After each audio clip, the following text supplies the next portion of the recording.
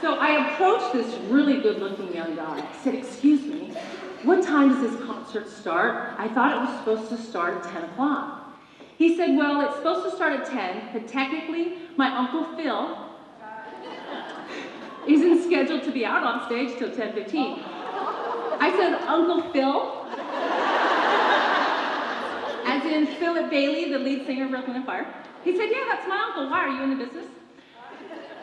I said, no, I'm a motivational speaker. He said, can you motivate me?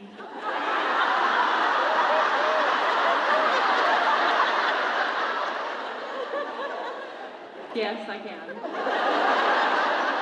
So I started giving him some of my favorite lines, and I had just written my book, Whose Comfort Zone Are You In? So I was talking about writing down your goals, taking 20 minutes, writing down 101 goals, and believing in your goals and overcoming your obstacles. And he said, wow, you're really good, but I have to go take my seat.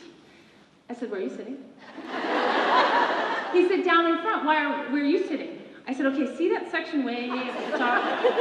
He said, who are you here with? I said, my 2 girlfriends. He said, wait right here. He runs backstage, and he comes back with 3 all-access badges. He said, you can sit anywhere you want and meet me right here after the show. I'll take you backstage, introduce you to my uncle and the rest of the band. And I'm like, yes! So I go running back up to my girlfriends. I said, hey! They're like, Marilyn, where have you been? These people tried to steal our seats. My experience has been, most people take their seat, they don't like it, and they complain. These seats suck. Have you noticed that? People that don't like their seat in life, they complain about it. And then if they're really negative and sarcastic and not in the front row, what they do is they start to look at the people down in front. How'd they get that job? How'd they get that promotion? Oh, why is she there? And that negative energy has absolutely no place at Coke. You see a woman who got a promotion, you say, you go, girl, how'd you do it? You see someone that gets a choice team position, you say, you go, girl, how'd you do it? You don't sit back and start making stuff up how she got it. You find your way to say, what did you do that worked for you, and what can I do to make it work for me? That's the essence of having a front row seat. It's not about jealousy or resentment. You go out and get your own seat. So that you got to act on it, though. You got to act on your vision. In fact, I get a lot of my material even on my way to a speaking engagement. Last year, I was speaking in Orlando, Florida, and I got out of my comfort zone, and I shared a cab with a guy, and we're on our way to the hotel. It's about 35 minutes away. And he said, so what brings you to Orlando? I said, well, I'm speaking at this really big women's conference. And he said, I love big women.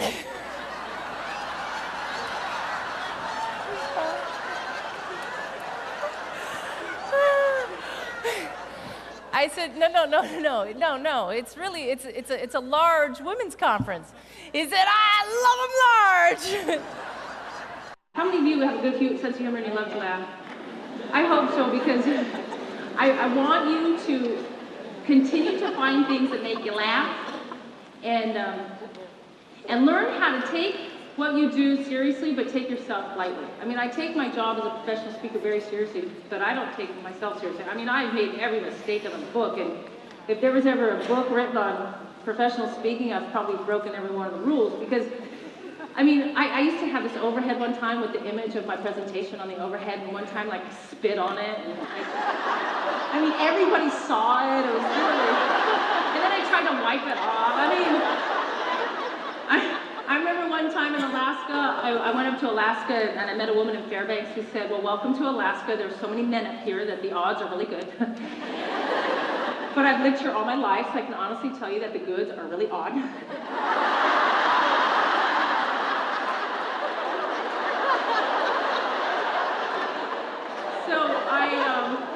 I walk into my audience the next day, and they're all men. And I'm thinking, ooh, the odds are good, the goods are odd. The odds are good, the goods are odd. And I walked in, and I said, well, good morning, gentlemen. And the button on my blouse popped off. Now, that's funny. I mean, of all places for me to expose myself, I do it in front of that audience who have not seen that in a while.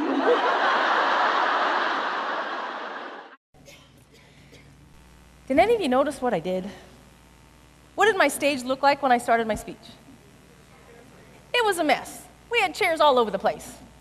And isn't that how life is? We've got our chairs all over the place. And I just gave you some simple strategies supported by some stories, and all of a sudden you realize I've created my own front row. Now, for me, being on this stage in front of you is my front row seat. But for some of you, you're not a spotlight person, you're more of a supportive person. For you, I would say, be the usher in helping other people get to their front row seat. Because when you go to a show, for example, in Las Vegas, there's always an usher, and what do they have? They have a flashlight, and they have knowledge. They look at your ticket, and they say, follow me. They know the most direct route to that seat. They help you avoid the areas you don't need to go to, and then they show you exactly where it is, quick and simple. You can be that kind of an usher. You can be supportive of other people to help them get to their front row seat in life. So being in a helper position is just as valuable a front row seat being an usher as being the person sitting in that seat. It's up to you. Your seat, any seat, can be a front row seat, depending on what your vision is for yourself. You know, I was sitting in Seattle one time with my niece on my lap. Little Haley, she was 9 years old. 4th of July weekend, and we're watching the fireworks. After the fireworks were over, little Haley and I were having this bonding moment, and she looked over her shoulder at me, and she said, Aunt Marilyn, tell me about your new book. Because my front row book, I had just finished the first draft, and I think she thought it was a children's book. So I thought, how do I articulate to a 9-year-old girl that life is lived in the front row? You don't have to settle for bad relationships. You don't have to settle for being in an environment where you don't feel respected and you don't feel included.